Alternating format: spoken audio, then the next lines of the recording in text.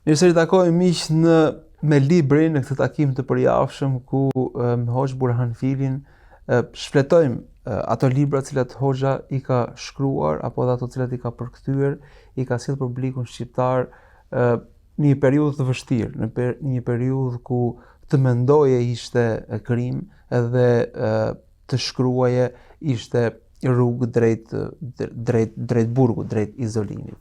Me përpjekjen e tij për të larguar nga sistemi ateist komunist, Hoxha nuk është ndalur, është kthyer sërish mbrapa duke shkruar ato përjetime dhe ato refleksione të tij për Shqipërinë, për historinë shqiptarëve, për situatën ku ndodheshin dhe ne do të ndalim në këtë takim të sotëm mbi këtë dimension artistik të Hoxhës. Do të flasim për disa libra ku përmes prozës, përmes poezisë Hoxha ka shkruar dhe ka hedhur në vargje ato përjetime dhe ato ndjenja të forta të përjetuara në ato kohë të vështira. Hoxh, mirë se vini edhe sot. Hoxh, në folëm në takimin e kaluar për librin Shpresa është gjallë, një novel, një histori, një dëshmi e asaj kohe, ndërkohë një zhanër tjetër i juaj është edhe poezia, është edhe proza gjithashtu.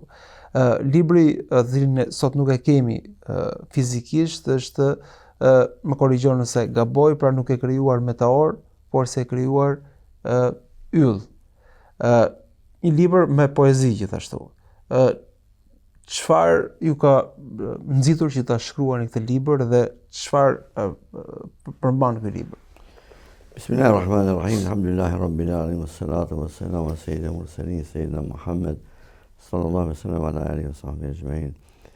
Madhëria dhe adhurimi janë vetëm për Allahun, Zotin e gjithësisë, paqja dhe shpëtimi i qofshin mbi unë dhe punore marrë pejgamberëve, Hazreti Muhamedi sallallahu alaihi wasallam, familjen e tij, sahabët dhe gjithë ata që vijojnë në rrugën e tij, në rrugën e Allahut, deri në ditën e fundit që dihet vetëm nga Allahu.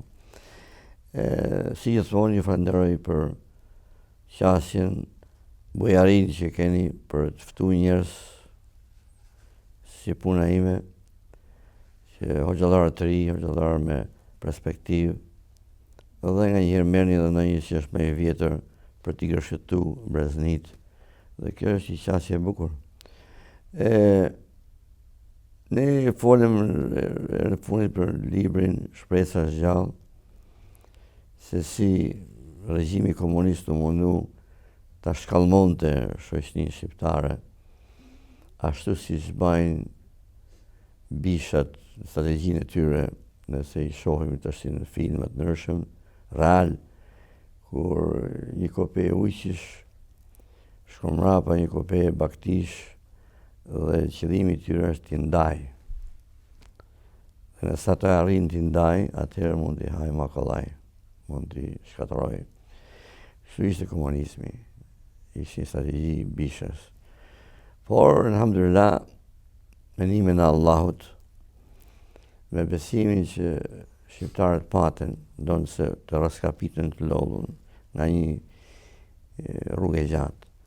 Ato ja dolen, dhe po e shohim sot me gjithë peripecitë, vështirësitë që nesh të Brazili, që nesh në ju, prapë se prapë ka një shpresë, pra shpresa është gjallë. Unë jam rrallë për menimin tim njeriu shkruan për veten e vet. Pra është ai vetë shkruan, vetë është lexues, vetë është kritik, vetë është ai që i di të gjitha ato gjëra që kërkon nga shoqëria do t'i kenë vetën e tij. Dhe nga njëherë duhet ta shikojmë si një kritik, nëse ka gjëra që duhet të ndrejshin, të rregullohen, korrigjohen, duhet t'i bëjmë me ndërgjegje të pastër. Qëllimi ka qenë gjithmonë që shkruaja se në Shqipëri para se të artiste ishte kriju një ambient i vështirë për të shprehur diçka. Dhe unë mora vesh pas kjo ndodhi pas i ka unë për Shqipërinë një shok ushtrie Wilson Bloshmi, Ramet Past, kemi qenë ushtar bashkë në Tale, që sot është një vend i njohur për plazhe, Tale të Lezhë. Ai ishte shumë i kultivuar, shumë njeri i mirë, fliste frajnisht, shumë bukur mësonte frajnisht, dhe çdo gjë kishte frajnisht, ishte i mishnuar frajnisht. Dhe duket të shkrimet që ai bani më vonë, sa virë poezi, gjëra tjera, bashkë me një kushni ti, krijuan atë që preken damarin e urrëties komuniste dhe si që ka marrë vesh. Ishte disidenca letrare, po themi përmes letrave, përmes po themi dimensionit artistik. Dhe po marrë vesh se kanë ekzekutu për shkatu. Unë, me thënë drejtën, kam pas dëshirë që i vogël. Jo se kam qenë, po Allah që të shanë është taj që në arrunë ne. Dhe herën e parë që kam shkru diçka që fëmija njën kënaqësi, në këtë mburje për kënaqësi, ka qenë fillim fare në klasën e 6, ka qenë. Dhe mësuesi, edhe emrin kujtohet akoma Lenz Ranzi nga Shkodra, në tha të shkruanim një paragraf, 2 paragrafe, dhe shkrova unë, letërsi kupto diçka ja përshkrimit të asaj kohë. Dhe pëlqej. Mirë, për një nga shokët e klasë, i tha, zonisat e zonim mësues, nuk ishte akoma shoku. I tha, ai shkrimi i tij s'do të merret për shembull. Leci shkret ngeli, tha pse? Se do jë llogari edhe fëmijës në mos në ishte fëmijë komunist, fëmijë nga politik komunist. Tha ato po një punë e tyre.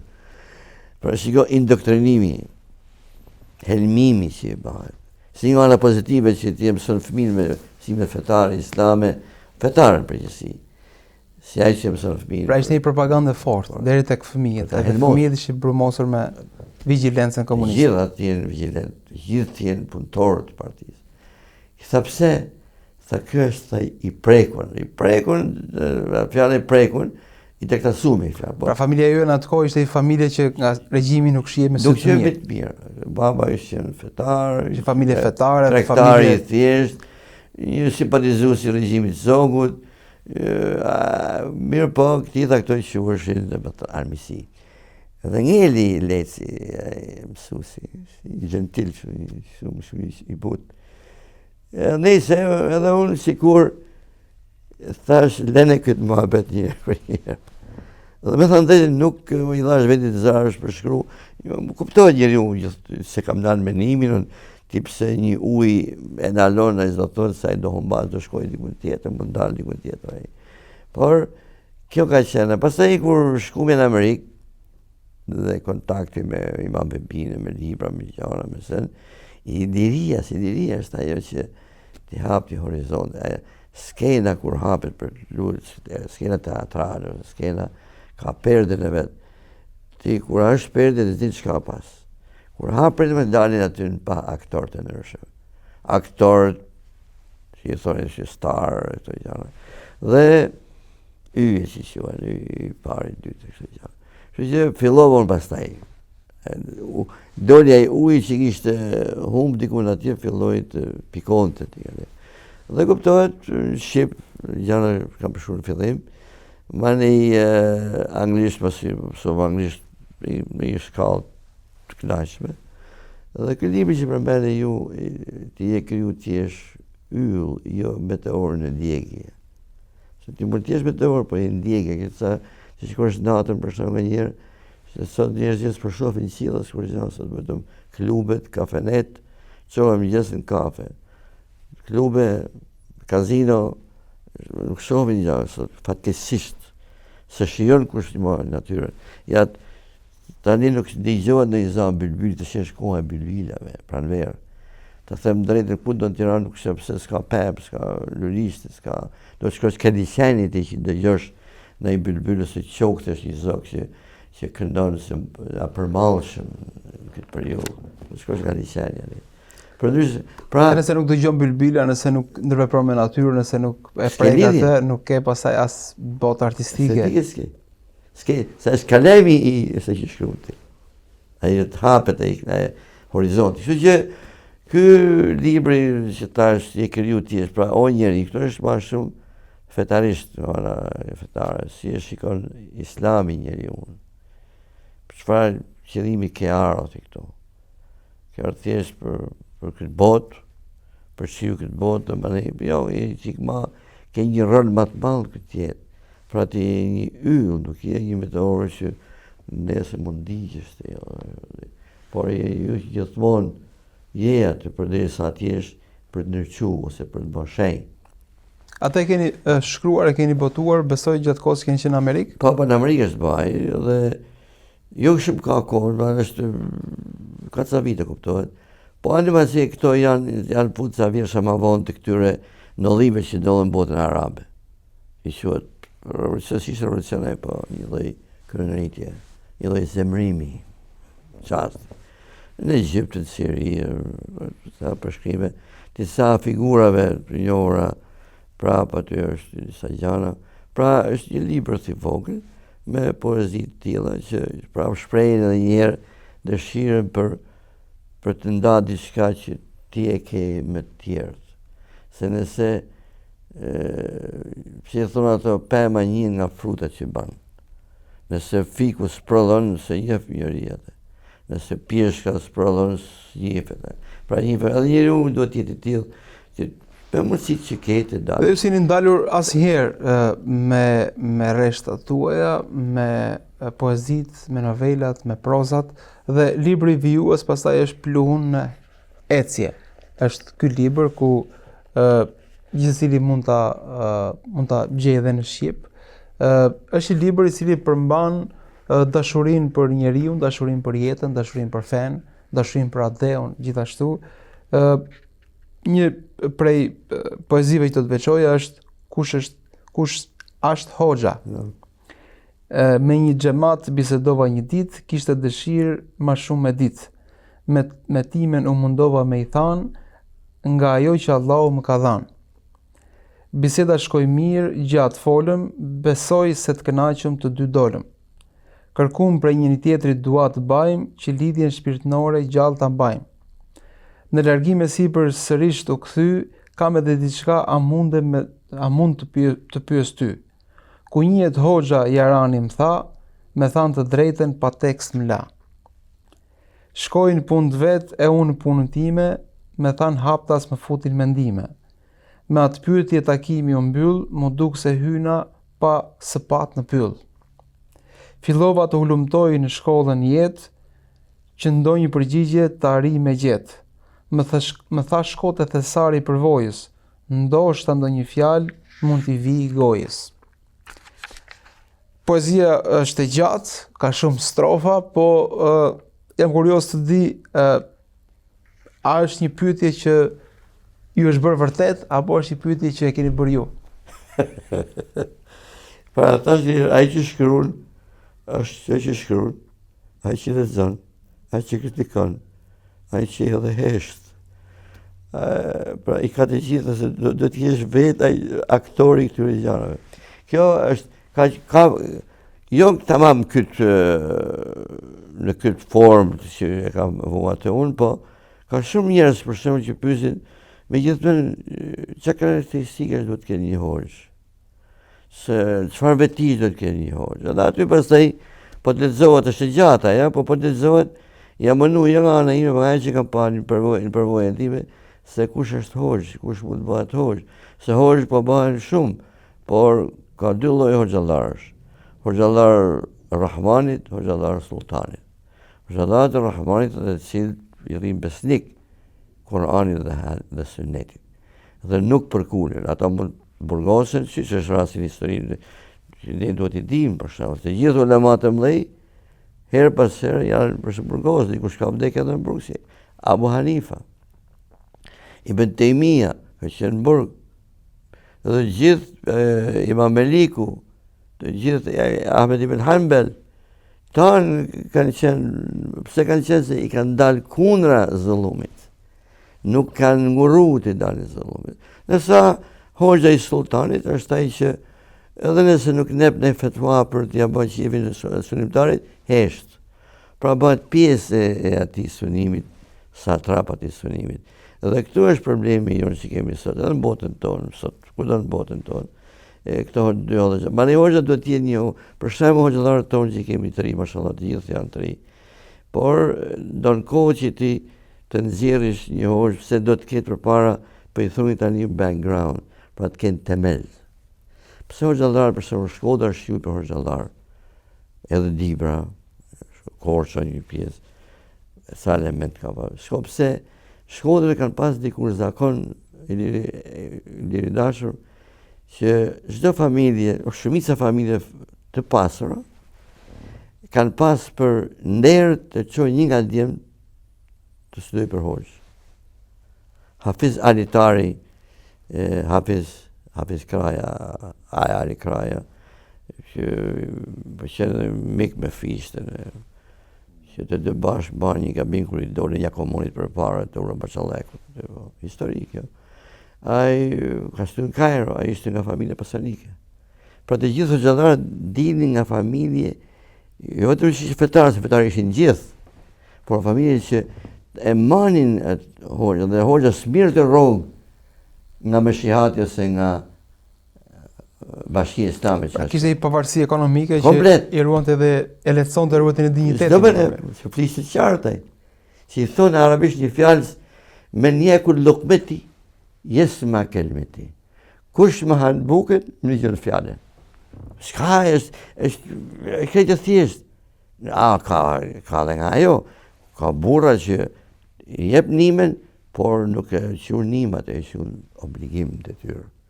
Dhe e ban me dinjitet, dhe ai që merr atë dhurat.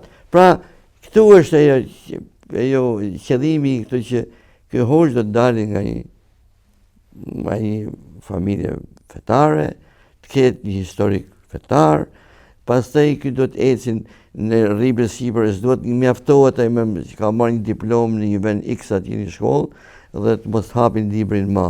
Libri duhet të jetë shoqëruesi i tij, bashkëpunëtari i tij. Tjetër, nëse ky person nesër ka të bëjë me interfejth që po i thoni me të ndërfetaret, ta ruajnë vendin e vet. Si hoxh që është, ta di se ku ka vendin e vet. Me politikan, mos të përdoret, mos të abuzohet nga politikan, kur ju duhet aty e merr hoxhën për pranë, kur që duhet as ja marr hoxh fare. Pra është një lloj programi ose platforme që jam mundu t'i jap asaj me hoxh, ku është hoxha quhet, edhe në veshin e tij hoxha. Ndalin hoxha mund si Zhavel. Hoxha ka qef xhamajt, se kemi më hoxhallar që kemi pas me çallme me dikur hoxhallar për shembull në Shkodër ose atje kur delnin, edhe katolik ti respektonin.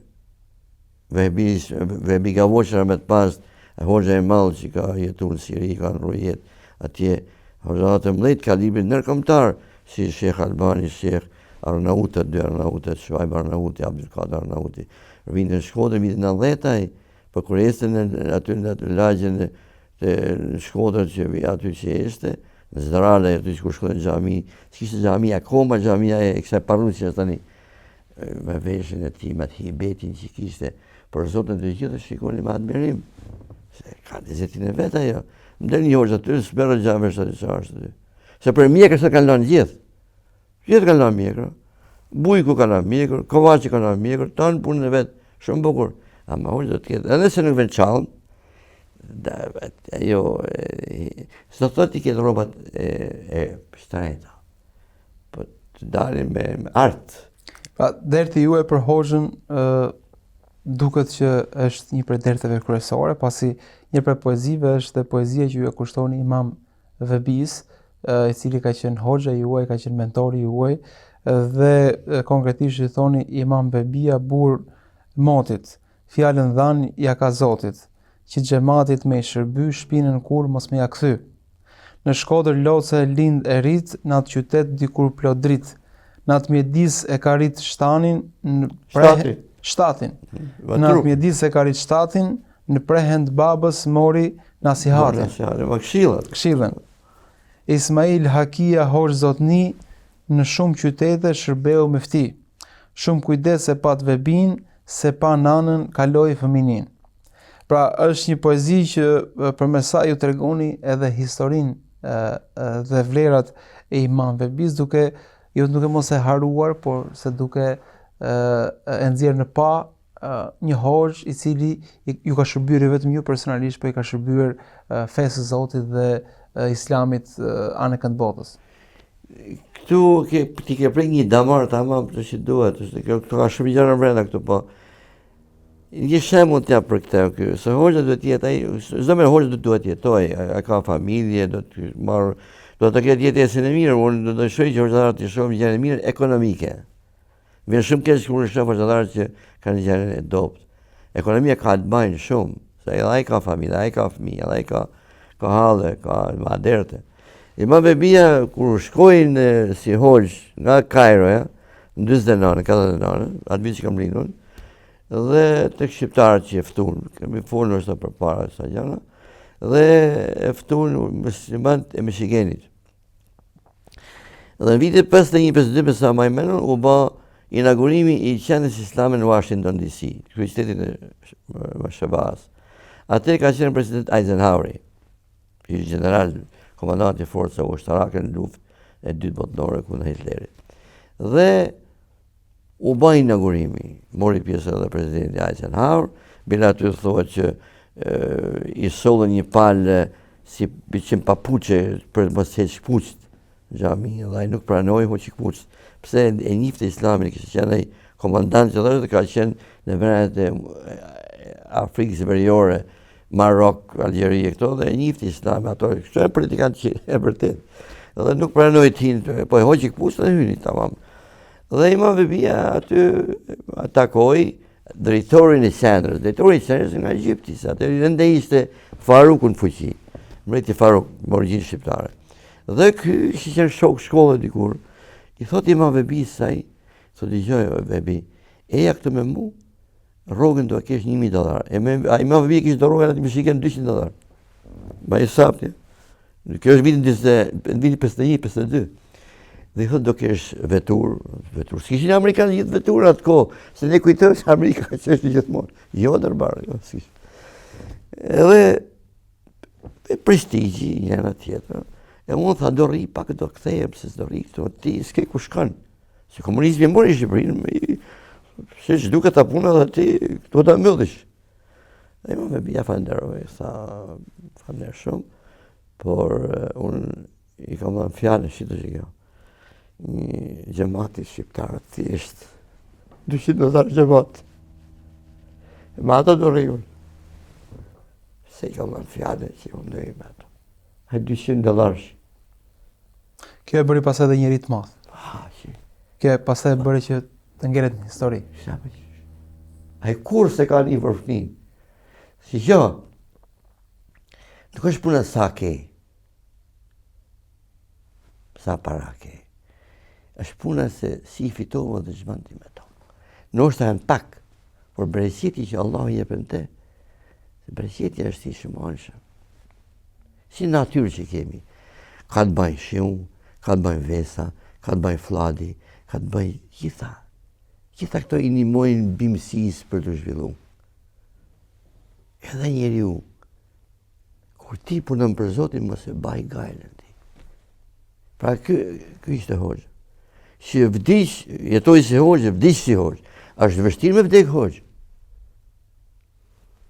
Është vërtetu kjo në histori. Shumë kanë him kaltë hoxhës, për janë rëzu rrugës. Pra ne, unë e theksoj këto vlezit djemë tomë që keni janë të mrekullueshëm punojnë, që ta kenë parasysh e gjatë tillë, se ti është hoxhë, është shumë mirë.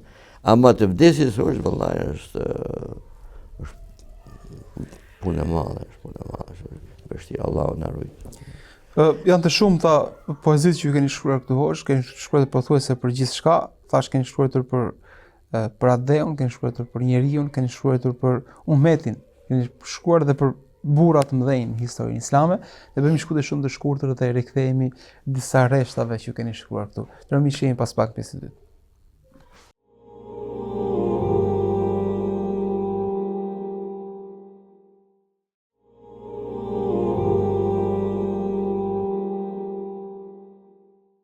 Rikthehemi në studio me Hoxhën Burhan Fili dhe me librin e tij me poezi Pluhun Hecje, është një libër i cili jep mesazh që tek titulli i tij, po dhe grafikisht është interesant edhe grafikisht jep mesazhe, duke qenë se njeriu shpesh mendon se është i përjetshëm në këtë botë, nuk do të shkputet kurrë prej saj, mendon që të ndërtojë gjëra të cilat do ta mbajnë përjetësisht këtu. Ju i kujtoni një dimension që është i pashmangshëm për gjithë secilin prej nesh, për gjithë secilin i cili frymon në këtë botë, pavarësisht forcës që ka, pushtetit që ka dhe pasurisë që ka.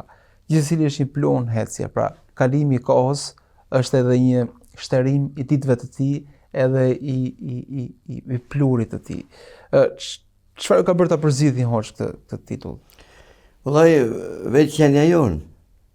Se ne sot Allah Gjereshanu prej dhe ju krijuar, për plurin e krijuar. Në te do ju kthejmë sërish, dhe prej saj do nxjerrim.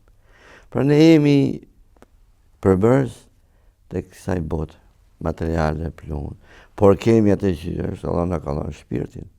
Dhe ma shpirt do ngritemi ne. Në sakë fizik do të shkojmë, pra ne nuk të thotë se ka përse pesimizëm tu. S'ka pesimizëm. Ka një dritë atje përpara. Aty ka një dritë. Pra këto është njeriu që është duke harxuar plurin e tij, po ndërkohë është ka drita. Ka dritë atje. Pra ti se në dritën. Ti e di se ti do ngelish në këtë botë. Ti je pjesë, fizikisht ti je pjesë e kësaj bote.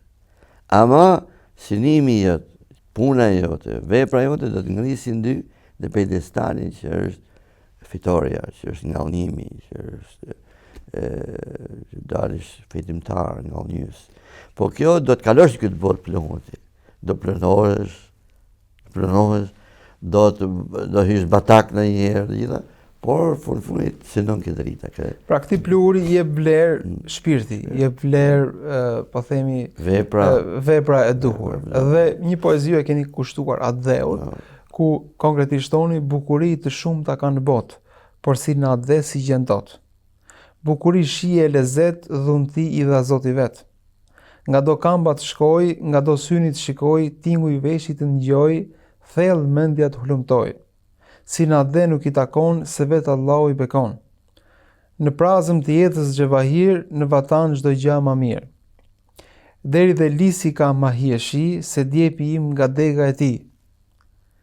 Bar lule matkandshme janë, se toka që i rit i thon nan. E deri dhe bilbili ma ambël këndon, duket se shqip a i ligjëron.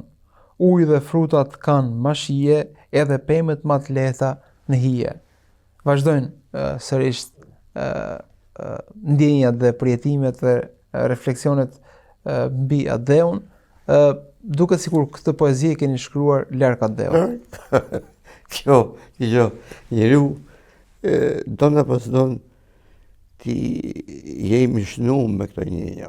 Për shembull pejgamberi sallallahu alajhi wasallam kur la Mekën, që linë edhe veti, u kthy nga Mekka që të bën hijret. Dhe tha që unë di se ti je veni më i dashur i Allahut Gjereshanu, veni im, po mos detyronin të emigroja, të largohesha, nuk të leje kur. Allah i ka dhënë njeriu të njëjë. Është vërtet se bota, gjithë bota është e jona. Ne jemi si qytetarët e botës, qytetarët e kësaj bote, të gjithë. Unë kam shëtit, alhamdulillah, mjaft, ku do ka ndje veten mirë, shijoj bukuritë që shoh, por gjithmonë njeriu e ka një referencë, si thonë, pikë referencë. Pika referencë kur është ajo që ti e ke marrë nga dashuria që të dhanë prindërit, që është fëmijë, nga vetë ajo përbërja e jote nga ai pluhun që është. Ai pluhun ti, pluhun e që ai dheu ka ndikimet e veta. Dhe ti s'mund t'i injorosh ato. Të nuk dalin këto fjalë, nuk kanë dalë thjesht se ka shku me ne për shkru dy fjalë, dhe hajde ti rreshtoj dy fjalë. Pra ka njëjë brenda, ka një fuqi të mbrëmshme që është edhe rrumë nga Allahu Gjereshanu. Dhe kjo është nerë, krenari, të ruhet vatani, të ruhet atë dheu. Tek njeriu që më kujtohet një rast në Egjipt, një nga shqiptarët e vjetër, nga Korça ishin ato. Dhe kishte shkuar në Egjipt, ka pas shumë shqiptarë atëherë, herët, në shekullin e 19. Më tregon ai Husseini Rahmet Pas, Haxhi Husseini, se si baba i tij ishte shumë i lidhur me atë dhun. Punonin në Egjipt, blinin tokën Korçë, me qëllim të ktheheshin një ditë, si shqiptarët e Amerikës që banin. Dhe kur vllai im Mustafa arriti moshën 18 vjeç, e thiri baba i tha tani djalë, ti ke moshën për ushtri. Do shkosh në Shqipëri të bash ushtri. Ai ishte në Egjipt, ka linë në Egjipt Mustafa. Pas kishte asnjë lloj detyrimi që absolutisht të kthehet bën të ushtrinë. Ishte kohë zogut atje. Tha, pra kishte një shtet. Tha, adheu, kjo është adhej, se vatan, nuk është do të thotë se vatan është vend ku ti jeton. E në Moatin, Albania. Unë jam banor, po s'jam pjesë e këtij, për shembull, por kam linkë, i thu, adhej është vendi ku babat ka lej. Dhe Mustafai shkoi, kuptohet, jo me dhunë, jo me detyrim, por me kulturën që kishte marrë nga prindët e tij, me tërbijetin nasihatin. Ishte pjesë edukatës familjare tash. Familjare, lidhja me atë që quhet adhej. Se thashë një vatan, është vatani im i parë është Shqipëria. Vatani i dytë im është Amerika. Vatani i tretë është Egjipti. Vatani i katërt lista shkon gjatë. Ama dhe është një. Dhe Mustafai erdhi në Shqipëri, vani në shtri Kosovë. Ndërkohë, ju keni shkruar një poezi, Islami kur s'perëndon, ndoshta në një kohë kur shumë kush mendonte se feja po perëndon. Pra, komunizmi po besoj në ato vite, edhe studius të ndryshëm, edhe qasje sociologjike, pretenduan se tashmë me zhvillimin e shkencës, me përhapjen e shkencës, me interpretimin shkencor të botës, feja do të dali jashtë funksionit dhe feja nuk do të jetë më pjesë e njerëzimit. Ndërkohë ju thoni në këtë reshta, Islami kur s'perëndon. Dielli Islam kur nuk perëndon, ai nuk njeh natë për hera gon. Para umetit ton me mall qëndroi, me sytë e zemrës me kujdes vëzhgoi. Për te i trungut moshëm që duket sa ashta, filizat e tij shpërthejnë pa janda. Dashurin mbjellin japin dritë e shpresë, e vërteta islame kur nuk do të vdes. Se për mbrojtjen e tij Allahu është betu, i lumtur është ai që e ka kuptu. As acari modve kur se shkatëron, se forca e tij prej arshi buron. Shumote ka që armiqt janë përpjek, që me çdo kusht shpirtin me jahek. Hjekësia e shpata pjell e huj ishte, në dorën e horave kafshërisht priste. U pre barbarisht ashklat larë kërcyn, me mëshirën e Allahut filizat u kthyn. Të gjithë mjetet ja morën prej naletit, si ujku mbi pre ju hodhen miletit. Pra me gegnishtën tuaj tërësisht origjinale të atyre fiteve, keni shprehur këtë bindje të fortë se Islami kur nuk perëndon dhe ashtu është. Islami ka njohur kohë shumë të vështira edhe në mesin e shqiptarëve dhe duket se në ditët e sotme ka plot filiza që japin shpresë. Jo, regjimi komunist, se regjime të tjera, doktrina të tjera që janë, ai që ka i qikë logjik, sa do të thjesht, sa do të bobekt. E di se është prodhim njerëzor. Prodhimi njerëzor, sa do i mirë tjetë, ka i datë skadence. Ai vetë ka skadencë. Që ishte Marxi, Englesi, këto figurat. Nësa Islami nuk ka ardhur si doktrinë, dritë. Drita nuk ka vatan, nuk ka linje, ka pranimi. Nuk njeh këto cardinal points, veriu, jugu, linja për ju. Pra është i tëri. Tash ti nëse nuk e beson këtë, ti e zvoglon veten. Ti e injoron veten. Ti e bën veten që si askushi. Se si të besoj unë Marxin e Englesin ose doktrina të tjera, darwinizme të tjera, dhe ta injoroj unë këtë që është e pavdekshme. Dritë. Allahu nuru samawati wal ard. Allahu është drita e tokës dhe qiejve. Nuk thot zaptusi, Allahu malikul mulk. Por është nur samawati. Me këtë nur ne do të ecim. Pra ne unë kam pas gjithmonë bindje që fëmijë gjithmonë dhe se Islami është jo vetëm fe, është mënyra e jetesës që Allahu ka caktuar dhe kurrën e kurrës nuk do venitet, nuk do shuhet, por gjithmonë do të jetë. Ai ta që kuptojnë, ata që kuptojnë, inshallah në ditë e marrin vesh.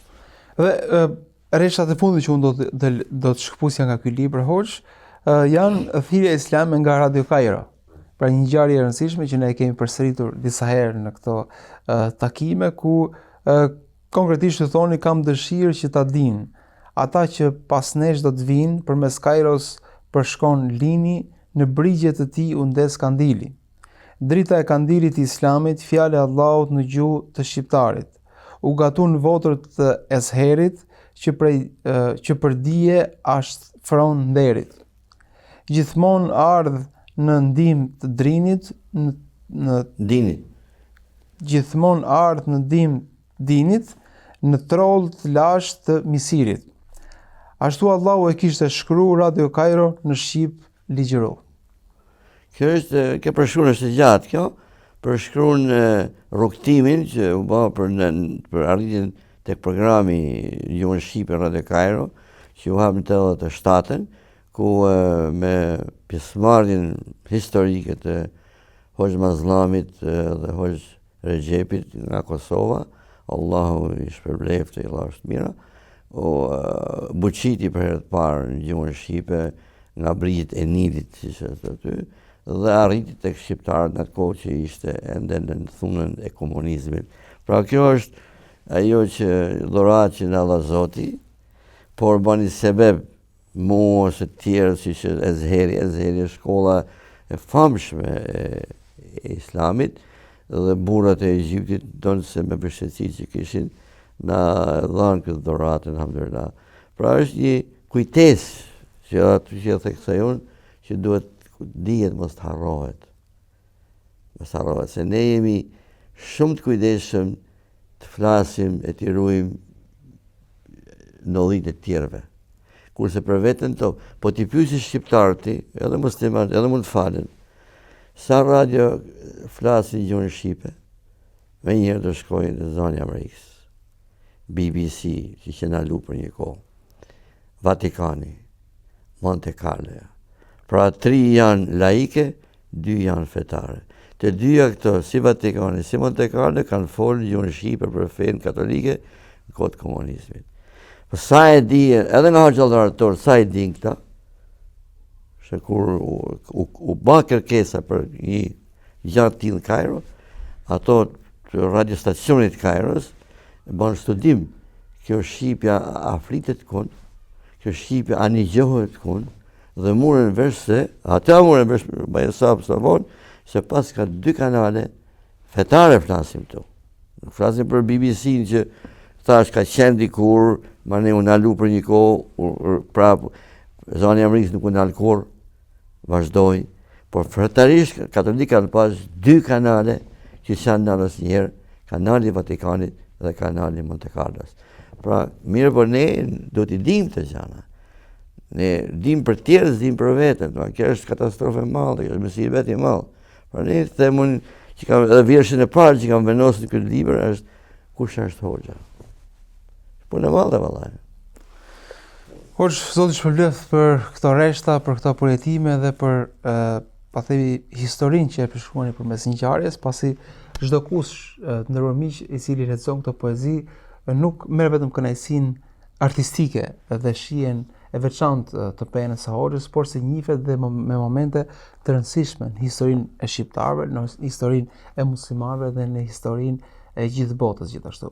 Kështu që këto janë libra të cilat e tejkalojnë dimensionin artistik, e tejkalojnë gjithashtu dimensionin historik, janë libra që i flasin njeriut, i flasin jetës, i flasin të vërtetës, i flasin besimit. Unë falenderoj për vëmendjen, do të jemi sërish me të tjera të libra të Hoxhës Burhanfili, deri atëherë kalofshi sa mirë.